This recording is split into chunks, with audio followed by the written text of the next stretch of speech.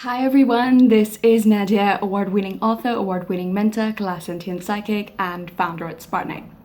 And today we're going to be covering money myth number 2. So we covered number 1 in the series that I began last week, which I started off by saying that so many people, one of their core fundamental beliefs, which is why I started it at number 1, is money is evil. So, the second money myth belief that people often have is, I can't afford it. So we're going to try and debunk the myths of I can't afford it. What does it actually mean? Where does it come from? And why do people say it? So it should come as no surprise that most people live in lack consciousness, in poverty consciousness, and no matter what is in their bank account, no matter what car they drive, no matter what house they live in, what type of shoes they wear, clothes they wear, what type of friends they have, family they have, it's just never enough. And they love parroting it over and over again until, guess what? It becomes a reality. So what does the I can't afford it mean? Now, so many people in business are just like, oh, I always attract people who say, I can't afford it, or you know what, and maybe you struggle, maybe you don't want a business, but maybe you struggle with this yourself. You think, oh, I just wish I want that, or I can't afford it. And you're really trying to break out of that mentality. Well, the challenge is never about the money. And I always say that Clark has always taught me well that if a problem can be solved by money, it's quite cheap. So I can't afford it in, I guess, occult speak for me would be, it's not a priority for me. And number 2, I don't see the value. So even if I have the money, I can't afford it because, ooh, it's too expensive. And that's going to be another money myth that I cover at some point, but I'm just going to stick with the one that I'm doing today. I can't afford it is a learned response. It is one of those annoying things, like people always whine about their bills. Like every time it's a whine, oh, I have to pay the bills. Oh, I need a job because I need to pay the bills. That's what you want a job for, to pay the bills? Is that it? Bills don't cost that much. You know, whenever I look at like my energy bills or a water bill, and I'm like, that's it? I'm like, this is what people are whining about? Like it may be like, it's maybe 150, 200 pounds. Like I'm not sitting here and trying to criticize anybody's socioeconomic status or their financial position. That's not my point. But what I'm trying to say is that if those type of things intimidate you in life, I mean, really, what else are you gonna let stop you? I can't afford it is a defeatist mentality. I can't afford it simply means that you're mentally lazy and you're not committed to the goal enough. Again, it should come as no surprise that most people see barriers over opportunities. I actually did make a YouTube video about this many moons ago, which I debunk that, you know, successful people always look at the opportunity. Successful people don't care if they have the money, they don't have the money, they see the opportunity, they will find the money and jump on it. This I can't afford it mentality, simply comes from mental laziness. It comes from, it's not a priority, so I don't want it. I can't afford it. It's not for me. I still remember there was a woman, and this is a real life story that I will share, and hopefully somebody will glean the parable message out of it that I want to share. So I had gone to an event, and it was not a business event by any means. I was really bored like that week. I had finished a lot of work and I just thought, okay, let's just do something completely out of the ordinary. So I saw that it was kind of like a spiritual gathering, and yeah, I don't advise anybody who's in spiritual business to go to spiritual gatherings because it just doesn't end well. So it was really hot that day. And I went to Lancaster Gate, it's in central London, towards Hyde Park, and I managed to find the hotel, and we went, and I was slightly late because I ended up going left when I should have gone right from the train station. So I kind of wasted about 10 minutes trying to find it, and today's Google Maps don't help either. So I got there and I realized that everybody's sitting in a circle, and they're all people that I think it's good. You're trying to find yourself, you're trying to find who you are, basically. And they all kind of look lost, to be quite honest. Now, again, this is not from a place of judgment that somebody watching this needs to feel like they need to know everything in life. I certainly don't know everything in life, and nobody does. but the energy they gave off was they're defeated, they've lost. And one lady spoke up and said, you know, I'm tired of being around friends and family who don't get spirituality, they think you're weird. Yeah, that's a common case. If you have spiritual beliefs, most people are gonna look at you like you're nuts because they're still stuck in the matrix. You know, there's the eat, sleep, go to work, pay bills and die. That's their kind of, and maybe have kids and a mortgage somewhere interspersed in that. They don't think outside that because they can't think. That's the point. They're working on programming. Now, there was lots of people, like everybody's networking at the end of the night saying, oh, you know, we have to step forward in a circle and say, well, what can you help people with? And obviously being an occult wealth mentor, I'm obviously going to speak about money. I can speak about other things as well, but that's my jam and that's what I like sticking with. So I was walking to the train station and I got into the elevator and it went down, and there was a lady who said, hey, oh my goodness, I saw you speak when you stepped out in the circle and you didn't say all that much, but what you said was really, it really challenged me and I liked it. I really, really want to make money. I do Reiki, she said, and I just can't seem to bring the money in. Okay, I said to her, here is my card. Call me. So I was like, give me your email, your number, whatever it is. I don't have the habit of waiting for people. If somebody's expressed interest, of course, I will follow up and see where you guys are at. Yeah, so I sent her an email and she comes back to me and she says, hi Nadia, it's really nice to hear from you. I took a look at your website and I really like your work. However, I won't be going ahead with it. And I knew why, because she thought that I work with spirits and I'm evil. Part of being psychically gifted is quite good. You kind of already know what's coming and what somebody's feeling and thinking in that point in time. Not what color underwear they had or what type of pasta they had for lunch. Not that type of a wild shit. So she was like, oh, well, you know, I thank you for the offer, but no thanks. I said to her, you know what, that's completely fine with me. And I appreciate you being honest. I don't do any evil work because I know you're thinking it, so I just thought I'd bring it out into the table and clarify it.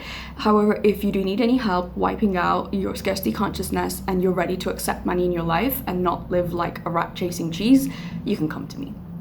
So it wasn't rude and offensive. I didn't mean it in that way. Maybe some people watching this would take it that way, but I was very blunt and very honest. Now, it was less about I can't afford it. That was more an opportunities versus barriers. She obviously wanted her problem when it came to money. She liked having that problem, so she did not want to try something new. When people say they can't afford it, don't believe them. I've never believed somebody when they can't afford it, because if they truly want something, they will come with the money. Now, the I can't afford it is basically when we drill it down and we really kind of thread it out and we ask what's going on. It's indecision. You haven't made a decision to commit to yourself. It's a lack of determination. It's the loser's mentality. That's what I call it. In a nutshell, there is no two ways about it. It's losers and cowards mentality. It's the way out mentality. It's the, oh, I'll just pretend that I can't afford it and I'll just sit here and cry, because as though there is absolutely no money in the world that you can possibly arrange for to get this done. There have been situations in my life where I truly had nothing in my account, like not even money for a sandwich type of things, right? But if I saw something and I wanted it, yeah, of course it did. It's not like it made me feel good that I can't pay for this. But I sat down and I asked myself, how can I afford it? Who can I ask? What can I do? What can I sell? What comes next? Because when you say you can't afford it, you shut your mind down. Most people's minds are shut to money, but they want money. You can't accept a postman who's trying to give you a signed package if your door is closed. He keeps banging the door, and you're like, yeah, you can kind of just like magically push it through. Like in the UK, we have letterboxes, so maybe that would work, but you have to open the door for a big package. You're gonna have to open the door. There was an event I went to at 21, and I will never forget what the woman said to me. You cannot receive your check in life if you don't have a letterbox. Now, she's obviously talking to a UK audience, because people in other countries would be like, what? That doesn't even make any sense. Our doors over here are fitted with letterboxes, so the mail goes straight. It comes in, instead of like somewhere like the US where you have like little mailboxes, you have to go outside to pick your mail up. And it really made me think of how many people give themselves this excuse. They're constantly, I can't afford it, I can't afford it, I can't afford it. I always ask myself, are you not tired of saying the same bullshit to yourself over and over and over and over again? Are you not tired of telling yourself it's too expensive? Are you not tired? But clearly the answer is no, because when you're running on programming, it kind of reminds me of these little jewelry boxes where you press the button and you see like a Tinkerbell little dolly and she's going round and round. It's just programming, and then it's like you wind it up and then it just stops. And then you start again and then it starts moving again. That's how most people's minds work when it comes to money. They just believe all the negative press that they see on TV, they see in the media, they see in whatever it is. So now it's just, I can't afford it, I can't afford it, I can't afford it. It just becomes like a mantra, basically. Sort of like, you know, how you have these 21-day challenges where they say, look in the mirror, tell yourself beautiful, tell yourself you love yourself. That's a pretty good one, and I'll be covering that at some point. But in order to succeed in life, in order to get to another station in life, in order to find solidarity, unity, joy, harmony, peace, and financial abundance, you need to let go of that term. You need to keep replacing that term. And it's okay when you catch yourself saying it, I can't afford it, shit, no, okay, thank you for reminding me. I can afford it, how can I afford it, and how am I gonna get to afford it? The issue is, it's not that you can't afford something, it's that you cannot not afford something. There are some people that come to me and they say, I can't afford it. Okay, cool, well, can you pay installments? Can you borrow the money from somewhere? And it's immediately like, no, I just want to hold on to, I can't afford it. No, oh, how dare you challenge me with anything? In life, if you want to be successful, you cannot not afford to invest yourself. You cannot not afford to take world-class education, world-class training. Because what's on offer out there is just keeping you dumb, it's keeping you broke, and it's keeping you stupid. And what it does is, over a period of time, you end up thinking, maybe there is something wrong with me.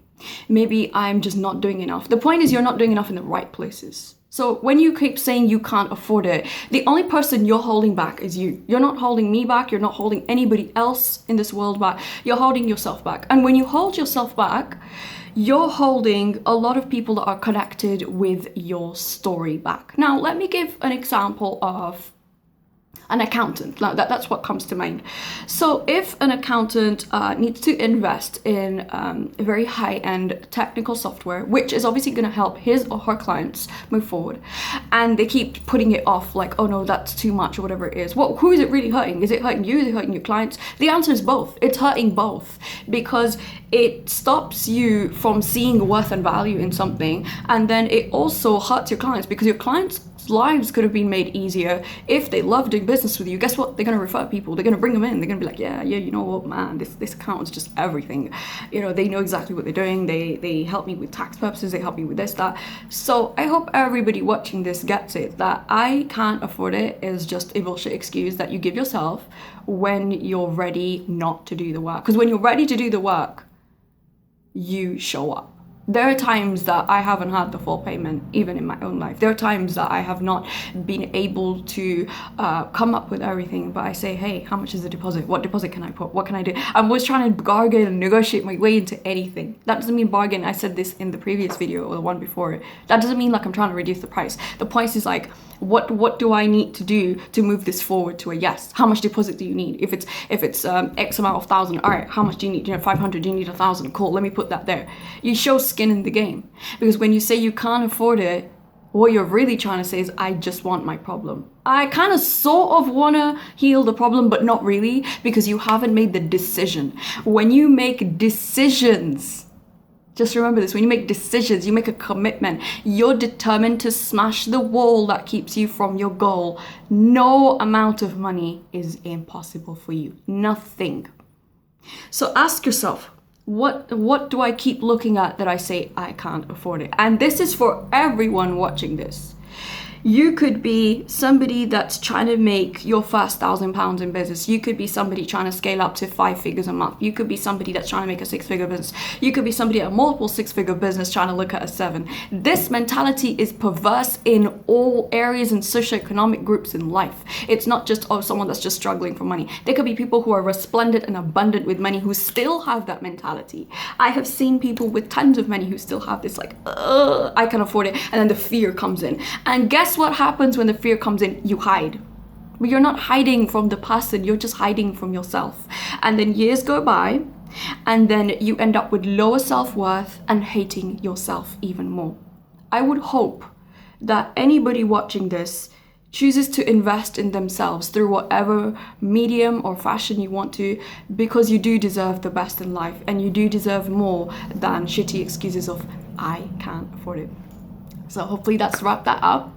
And again, if you guys have any questions, you're free to throw it in the chat box, got any comments or anything. And as usual, like, comment, share, subscribe, and I will be back for money myth number 3 pretty soon.